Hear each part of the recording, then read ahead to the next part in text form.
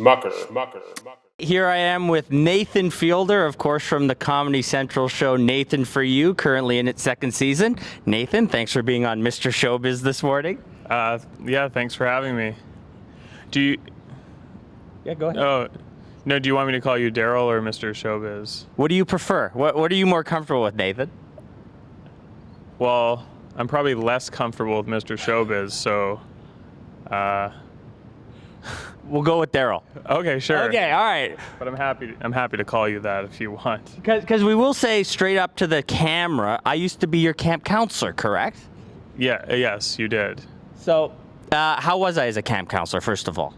I mean, I want to say great. You were awesome. To be perfectly honest, I remember very little from that time period. So, but let's for the sake of this be like, oh, you were the best. You never did anything inappropriate, which might be tempting for some camp counselors, but you were always appropriate and fun. Terrific. I'll take it. Yes. There is actually a story. I was going to do it at the end, but I'm going to do it now. Okay. I was actually your table counselor. I don't know if you remember that.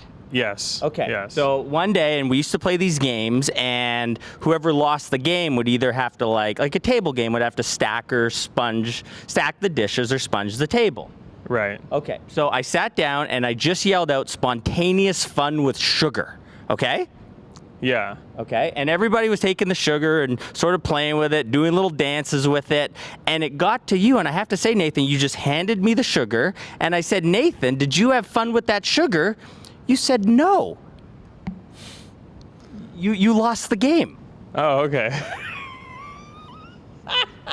Well, That's the entire story. I guess I wasn't that good. I mean, you also gave me a job at the radio station at UBC. CITR Radio. Yes. So that was kind of like my first official job in media. I was doing the play-by-play, or no, I was doing like color commentary on soccer games or something like that.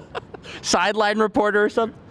Well, no, Daryl did the play-by-play, and then he gave me a job doing that because I thought, oh, maybe I'll like being into radio. I think you actually fired me after the first time, but Did I? I think so. But honestly, I would have fired me too. I was bad. Maybe you just didn't ask me to come back again. I don't remember, but I wasn't good at it. But it worked out. Look at me doing this and look at you now. So you could say, hey, suck on that, basically. Well, I don't know if that's respectful to your crew to say this isn't valuable work you're doing or anyway. I mean, you got the whole branding now. Yeah. I think this is good. What do you think of ShoBiz without the W? Oh, I didn't notice. Yeah. Were all the other ones taken? Yeah. Every other version of Mr.ShoBiz? Yeah. Yeah. That's What do you funny. think, as a Nathan For You, as like a business idea, is that like good? ShoBiz without the W? Like. Yeah, I think.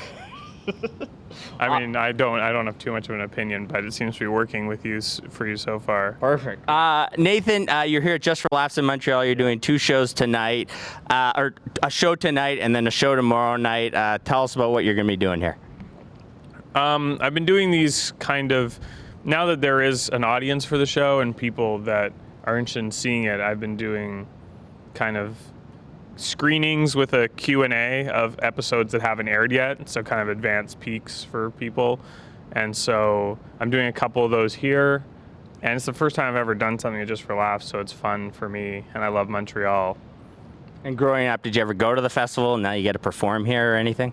I did go to the festival. Yeah, I used to come, when I first started doing comedy, me and my friends, we came and did a show during the festival, but not associated with it. We just put it on at another show because I guess it's a great city for that, for comedy, but it's cool to be officially doing it now. Nice, man. And then Friday, here at the Hyatt, you were Comedy Newcomer of the Year.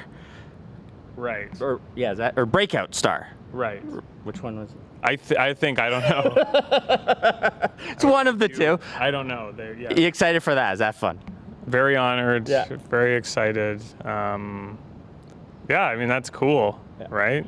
Because the other people that are getting awards are, very reputable people. It's a good list to be a part of, eh? Yes. Well, it's cool. Yes, it's very cool, and I think that'll be fun. Yeah. You got Bill Burr, Andy Samberg, and of course Seth Rogen and Evan Goldberg, Right. directors of the year. I also went to Point Grey. Yes. How cool is that? The three of you guys, Point Grey, in that room on Friday. That is kind of neat. Yeah. Do you want me to plug the high school or something? Yeah, plug the high school. Why not? Let's plug the high school. Really great teachers, really good education. I remember they had these very affordable hash browns in the cafeteria that you could get for breakfast. Good cookies. Do you like the cookies? Yeah. Good cookies. Overall, and the teachers don't do anything inappropriate. Never did. Yes. Yeah. And the other one is, I believe, because they actually, for some reason, gave me my own day on set, the movie Neighbors. Right. Did you come down and film for a day and didn't end up in the movie? Yes. I was in a scene as part of this flashback montage of all the fraternities with Bobby Moynihan.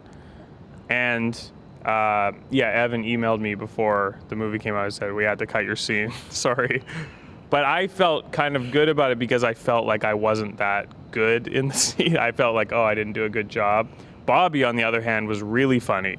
So the fact that they cut him too meant that, they really just needed to cut down for time, because it wasn't just cutting me out of the scene. They cut us both, and he was great. So I thought, I honestly am indifferent. Right. So because the guy from Workaholics got in. Yeah, there were the guys from Workaholics in it. There were the Lonely Island guys in it. I guess me and Bobby just didn't make the cut.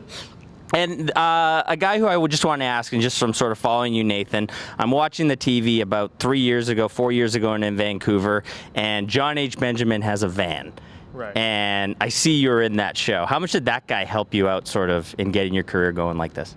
Well, I met John when I was working on Dimitri Martin's show in LA, and he came out to shoot stuff, so there was just a lot of downtime, and we ended up shooting shorts together, and we got along. So when his show got picked up, he asked me to write on it and then eventually be on it, just holding this, like this was the sound guy. So, but I love working with John because he's so fun. He's so naturally funny. So, and when you're not in charge, you can just kind of like be entertained by the person. You don't have the stress of having to actually make something like I do now.